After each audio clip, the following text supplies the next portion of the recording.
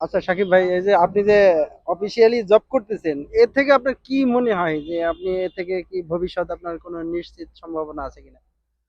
হ্যাঁ, চাকরিতে তো আসলে নিশ্চিত সম্ভাবনা বলতে চাকরি করাটা তো আসলে একটা ইয়ে।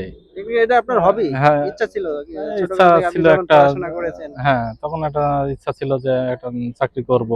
আল্লাহর গভর্নমেন্ট রহমতে, সার্ভেন্ট হ্যাঁ, হবেন না? গভর্নমেন্ট সার্ভিস হোল্ডার হব।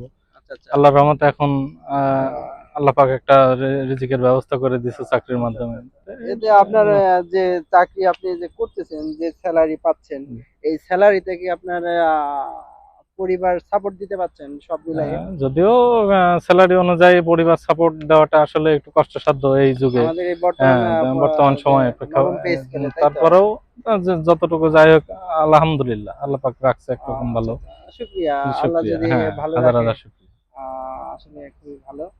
ধন্যবাদ ভিউয়ার্স। আমার প্রাণপ্রিয় সাকিব ভাই খুব সুন্দর একটা অভিপ্রায় দিয়েছেন তার গভর্নমেন্ট সার্ভিসে এসে।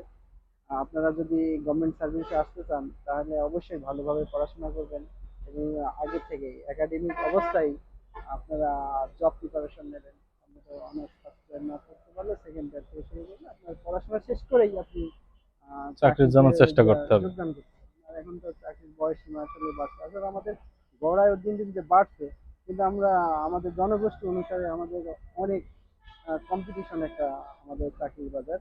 এই চাকরির বাজারে আপনাকে আসতে হলে কঠোর পরিশ্রম করে আসতে হবে। আর আমার সাকিব ভাই তো চাকরি করছে গভর্নমেন্ট সার্ভিস, সেই হিসাবে সে আলহামদুলিল্লাহ বলছে। আপনারাও যদি সার্ভিসে আসতে চান, আপনারা একটু ভালোভাবে স্টাডি করেন।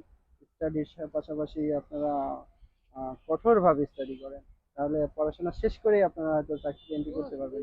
তাহলে আপনারা দীর্ঘ সময় চাকরি করতে পারবেন। ধন্যবাদ, ভালো থাকবেন। আসসালামু আলাইকুম। আসসালামু আলাইকুম।